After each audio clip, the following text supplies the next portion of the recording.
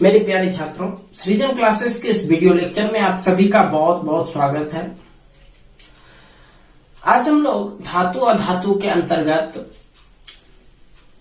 कुछ महत्वपूर्ण पद पर डिस्कस करेंगे, जिसमें से सबसे पहला है भर्जन या फिर जारण और निस्तापन में अंतर। कल हम लोग भर्जन और जारण का डेफिनेशंस पढ़े थे।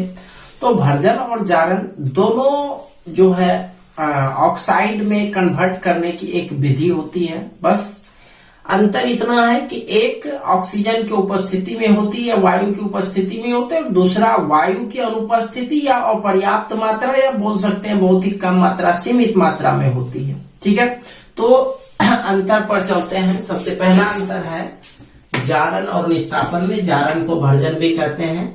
तो इसमें अयस्क को वायु की उपस्थिति में गर्म किया जाता है, जबकि निस्तापन के लिए इसमें अयस्क को वायु की अनुपस्थिति या फिर अपर्याप्त मात्रा मतलब बहुत ही कम मात्रा में गर्म किया जाता है। दूसरा है यह सल्फाइड अयस्क के लिए प्रयुक्त होता है, यानी जनरली जारण जो है वो सल्फाइड अयस्क के लिए होता है, जबकि निस्तापन जनरली कार्बोनेट अयस्क के लिए होता है।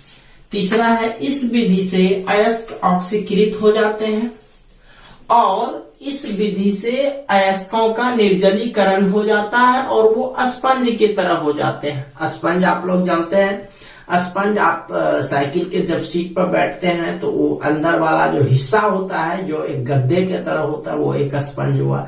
तो जब गर्म करते हैं इसको तो यह पूरा तरह से निर्जलीकृत हो जाता है, मतलब उसका जल पूरा समाप्त हो जाएगा। जल समाप्त हो जाएगा तो जो पदार्थ बचेगा उसमें बीच में बिल्कुल छेद के तरह दिखेगा, मतलब जस्ट लाइक ए स्पंज। ठीक है, तो ये था भर्जन और निस्तापन में अंतर।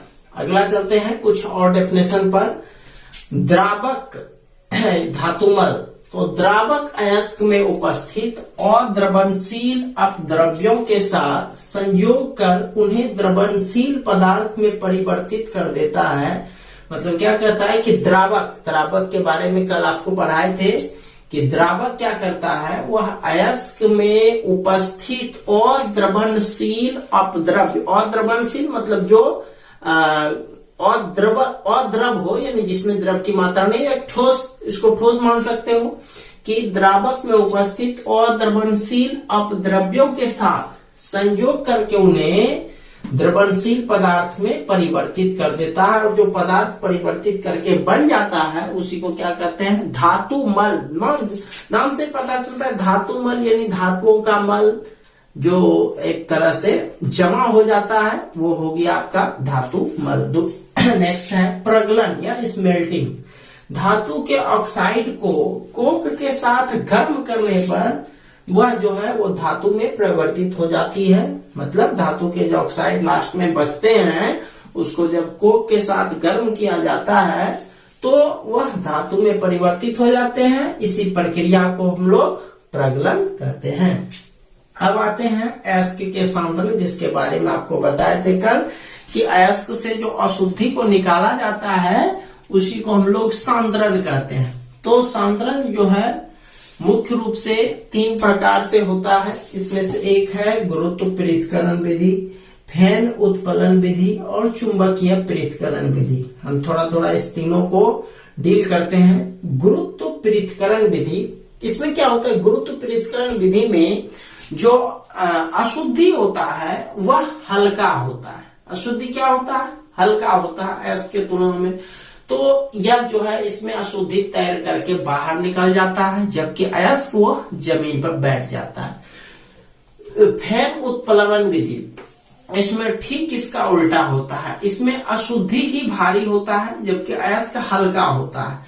तो अशुद्धि नीचे जमा हो जाता है जबकि अयस्क जो है वह ऊपर तैरने लगता है, उसको निकाल देते हैं छान करके। तीसरा है चुंबकीय पृथक्करण विधि। आप जानते हो चुंबक जो है वह लौह तत्वों को अपनी तरफ आकर्षित करती है। तो यदि किसी अयस्क में लौह अशुद्धियां मौजूद हो तो उसको हटाने के लिए हम लोग चुंबकीय पृथक्करण विधि का उपयोग करते हैं। इसमें जो भी पदार्थ अशुद्ध होती है और वह चुंबकत्व पदार्थ है, चुंबक की ओर आकर्षित होने वाला पदार्थ है, तो वह इस विधि से वह अशुद्धि समाप्त हो जाता है। वह सारा अशुद्धि चुंबक की तरफ, जैसे आप जानते हैं चुंबक में खींचने का गुण होता है, तो चुंबक क्या करता है, लौह अशुद्धियों को अपने तरफ खींच लेता है। तो इस तरह से ये विधि है चुंबकीय पृथक्करण विधि। ठीक है, चलिए इसका स्क्रीनशॉट ले लीजिए। अब एक एक करके इसको हम डील करते हैं अच्छे से। चलिए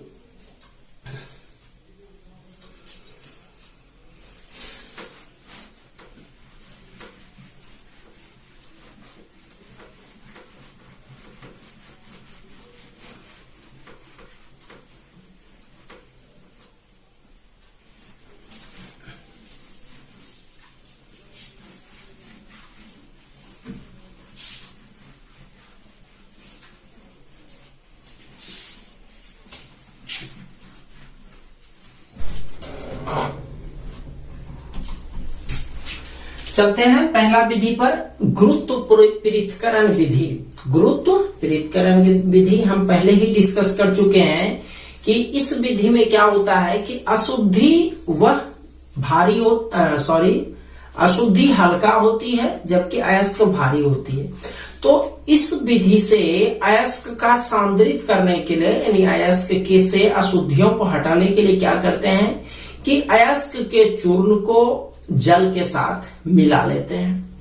उसके बाद अयस्क और जल के जो मिश्रण होते हैं उसको एक मेड़ पर, ये देख लो आप, यह जो है एक कंपन करता हुआ टेबल है जिस पर बहुत सारा मेड़ लगा हुआ है। मेड़ एक तरह से बोल सकते हो ये बांध के तरह है। 1 2 3 4, हमने 4 दिया है, आपके जरूरत के हिसाब से और भी मेड़ दे सकते हो। तो इसमें क्या होता है, अयस्क और जल इस दोनों को मिला करके ये इस तरह से नीचे एक तरह से तिरछा एक मेड़ रखा हुआ है जो कंपन करता है, इस तरह से हिलता है। तो इसमें होता क्या है कि जैसे हम लोग इस पे अयस्क और जल को डालते हैं तो वो अयस्क और जल दोनों है, इसके साथ साथ अशुद्धि भी है इसमें।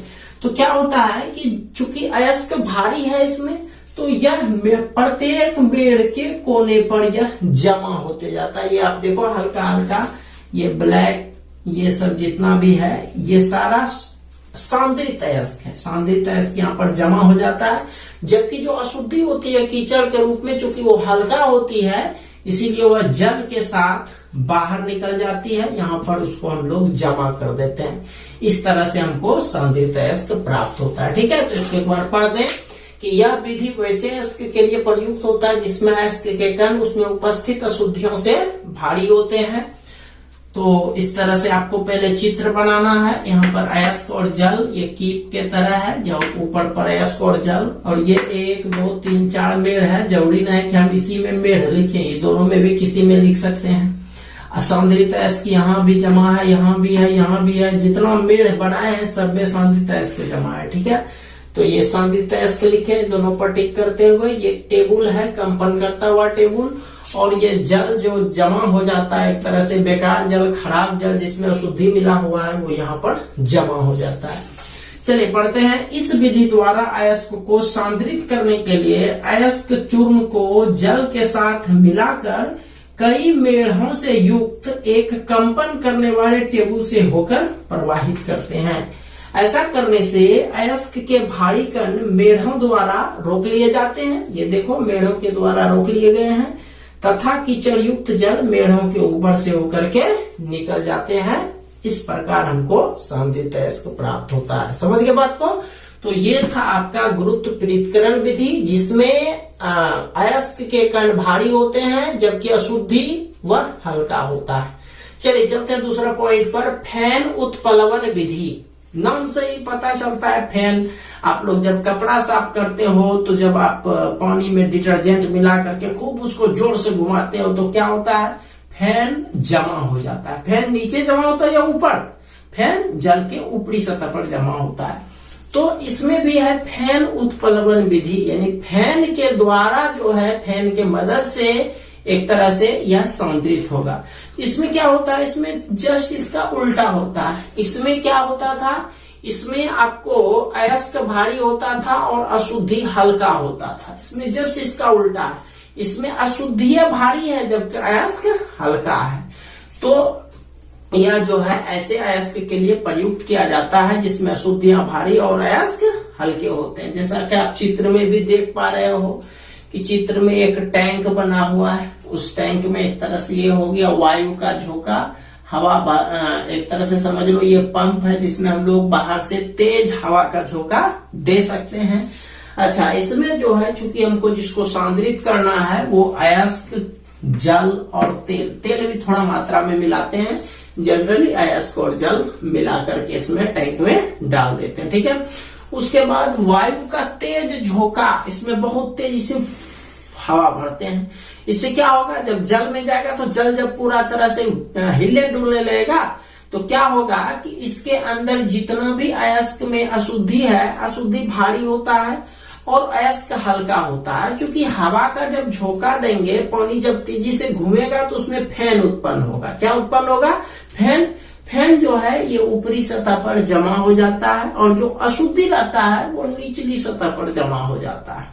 और इसके साथ जो है फैन के साथ जो अयस्क होते हैं वह भी तैरने लगता है, एक तरह से ऊपरी सतह पर आ जाता है और उसको छान करके अलग कर लिया जाता है। और ज्यादा मात्रा में फैन जो है वो डिस्टर्ब करता है, तो इसलिए फैन की मात्रा को हटाने के लिए हल्का अम्ल डाल देते हैं, इससे फैन जो है वह अपने आप समाप्त हो जाता है और ऊपर में जो भी सांद्रित अयस्क होता है उसको छान करके बाहर निकाल लिया जाता है। तो इस तरह से ये विधि है आपका फैन उत्प्लवन विधि, जिसमें अशुद्धि भारी होता है जबकि अयस्क हल्का होता है। ठीक है, चलिए एक बार इसको हम डील करते हैं। चित्र में देख रहे हैं एक टैंक बना हुआ है, यह आपका एक यंत्र हो गया जिससे हम लोग हवा भर सकते हैं, पंप बोल सकते हैं उसको। इसमें 3 चीज मिला हुआ, अयस्क, जल और तेल। और उसके बाद जब इसमें तेज हवा का झोंका डालेंगे तो यह फैन ऊपर जमा होगा, अशुद्धि नीचे जमा हो जाएगा। ठीक है, ये वाला हिस्सा टैंक है। चलिए पढ़ते हैं। यह विधि वैसे अयस्क के लिए प्रयुक्त होता है जिसमें अयस्क के कण उसमें उपस्थित अशुद्धियों से हल्के होते हैं, अयस्क हल्का होता है।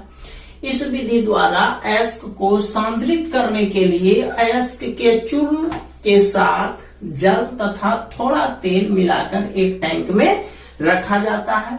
उसके बाद उसमें हवा का तेज झोंका प्रवाहित किया जाता है, जिससे अयस्क के हल्के कण फैन के साथ जल के ऊपरी सतह पर आ जाते हैं, जिसे छानकर अलग कर लिया जाता है तथा भारी अशुद्धियां टैंक के तल पर जमा हो जाता है। इस प्रकार सांद्रित अयस्क प्राप्त होता है। समझ गए बात को? एक बार बहुत ही शॉर्टकट में इसको अति करते हैं। आप अपने से भी बना करके ये लैंग्वेज लिख सकते हो, हम केवल शॉर्टकट में खाली समझा देते हैं। इसमें क्या होता है, अयस्क और जल को डालते हैं और खुद ब खुद जो है यहाँ पर मेड़ के कोना पर सांद्रित अयस्क जमा हो जाता है, जबकि अशुद्धि हल्का होने के कारण वह जल के साथ बाहर निकल जाता है। ये हो गया गुरुत्व पृथक्करण विधि। और इसमें फैन उत्प्लवन विधि में क्या होता है, अयस्क, जल और तेल जब इसमें डालते हैं उसके बाद हवा का तेज झोंका इसमें प्रवाहित करते हैं, इससे फैन जो है ऊपर जमा हो जाता है और जो अशुद्धि भारी होता है वो नीचे जमा हो जाता है और अयस्क हल्का होने के कारण वह फैन के साथ ऊपर में तैरने लगता है, जिसे छान करके बाहर कर लिया जाता है। और अधिक फैन होने के कारण जो है वह अयस्क को छानने में थोड़ा परेशानी होती है, इसलिए फैन को हटाने के लिए उसमें थोड़ा मात्रा में अम्ल मिला दिया जाता है। समझ गए बात को? चलिए, अम्ल का वैसे इसमें चर्चा नहीं की है, उसको कोई जरूरी नहीं है। तो जितना भी हम लिखे हैं उसको आप लोग अच्छे से एक नोट्स बना लीजिएगा, इसका एक स्क्रीनशॉट ले लीजिए। चलिए ठीक है, इसको मिटाते हैं।